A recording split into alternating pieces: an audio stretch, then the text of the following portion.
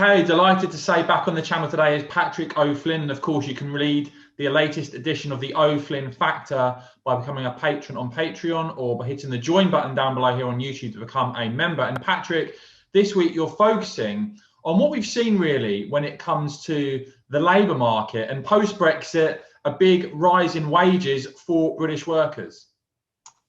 Yeah, absolutely. And we all remember from the referendum campaign, Remainers, and their pet economists were all saying there was almost no evidence of EU membership and freedom of movement and the opening up of the UK labour market depressing wages at all. I think some of them omitted a very, very minor impact at the bottom end of the labour market of less than 1% of wages. But overall, they said it was good news. New people coming in, spent money, boosted the economy in general, and everyone got better off. Now, if you looked at who voted for Brexit, the working class voted for Brexit more than the middle class. Middle class said how ignorant they were. But in fact, working class people are being shown to have far more common sense, because what we've got now is a shortage of labour in working class occupations. Post-Brexit, also post-COVID, a lot of people went back to their own countries during COVID, and you're getting pay rises, which is pretty much what Leave voters expected and wanted to happen. And now you've got Remainers throwing up their hands in horror at the occasional lack of hummus on their delicatessen shelves. Well, wage rises are the thing we needed to see for people who are self-reliant, not got inherited cash, not got family money, need to earn a living. And it's remarkable, Patrick, isn't it? The contrast. We saw the Project Fear scaremongering about how Brexit was going to cost people money. In actual fact, the reality of what we're seeing now, record job vacancies. It was 953,000 job vacancies in the second quarter of 2021, average pay rising 7.4%, and a range of companies, Patrick, even now offering effectively signing bonuses for workers to entice workers to come and take up those jobs. And remarkable, isn't it, that so many self-proclaimed socialists, those on the left, all campaigned against this and wanted to keep an open door migration going, and of course an unlimited supply of cheap labour.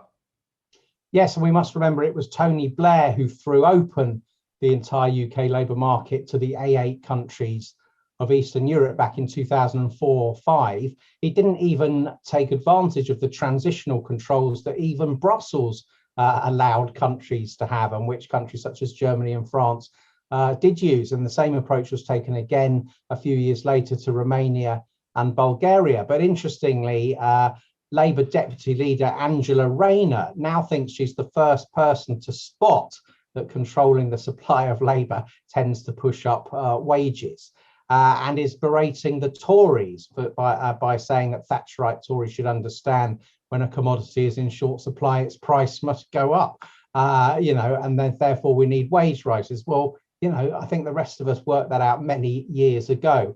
I can't work out whether Miss Rayner is being, duplicitous and insincere, or whether she sort of, let's say, lacks cognitive ability, that she's only just worked this out. Well, let's see if the Labour Party switches tack on immigration control more generally. I don't think the working class voters who reached this conclusion years ago will be remotely impressed to see people who wanted to keep the jobs market open to Eastern Europe now claiming that they should be thanked for pointing out that controlling the access is going to push wages up.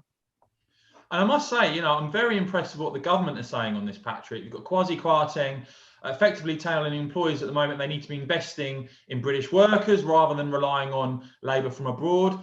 And a really interesting quote that I spotted, reported by the Telegraph at the weekend, from a UK government spokeswoman who said, "We want to see employers make long-term investments in the UK domestic workforce instead of relying on labour from abroad." And I think it's really interesting, again, Patrick, that you had so many on the left, if you can, campaign for that open border, open door status quo, and you're now seeing the post-Brexit reality, which is good news for British workers? Yeah, we're certainly seeing encouraging language from Kwasi Kwarteng and from Downing Street too. You know, how strong they'll be in the event when they get the lobby groups like the CBI, you know, kicking up a stink in their favourite house journals like the FT. You know, will the Tories, you know, the new blue wall orientated Tories, resist that and stick to this mood music? I certainly hope so, because it's long been understood in economics that actually, if a commodity is in oversupply, it tends to be used wastefully. And now labour is a bit more of a scarce resource.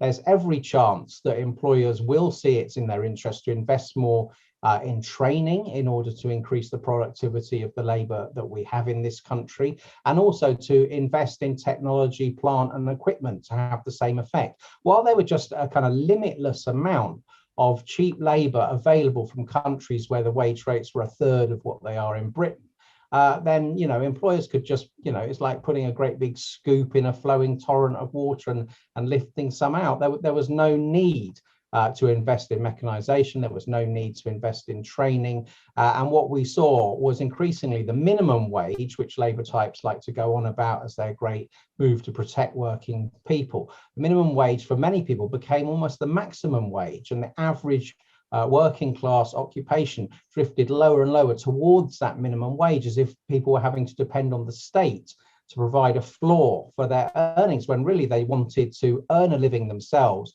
free of the state interfering. And now we're seeing, you know, drivers, hospitality staff, warehouse workers in short supply.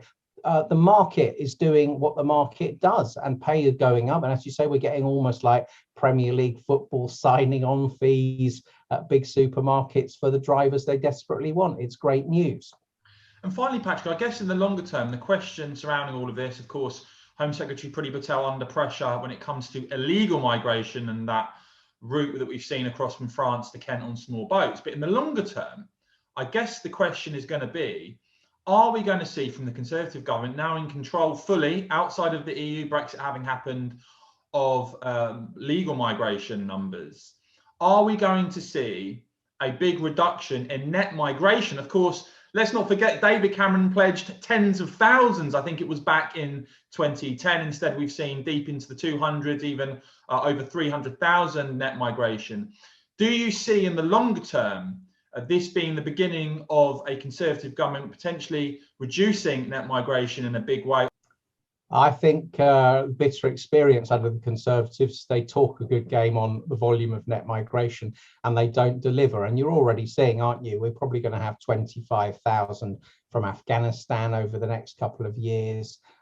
We've made, or Boris Johnson has made, a completely open-ended offer to Hong Kong Chinese with British national overseas passports to come and settle in Britain.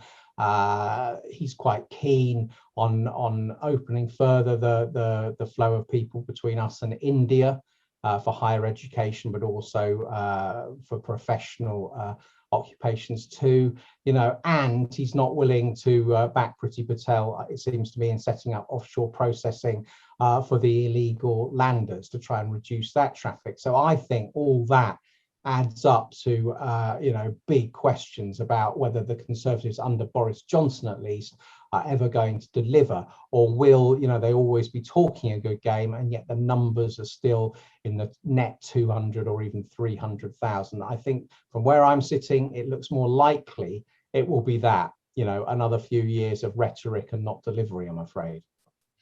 Well, everyone, if you want to read the O'Flynn Factor, I'll put the details below in the top pinned comment. Also, do go and check out myself and Patrick's show, The Snap. I'll also put the link to that in the top pinned comment. Patrick, good to speak to you, and I'm sure we'll catch up again soon. Cheers. Yeah, speak soon, Michael. Bye.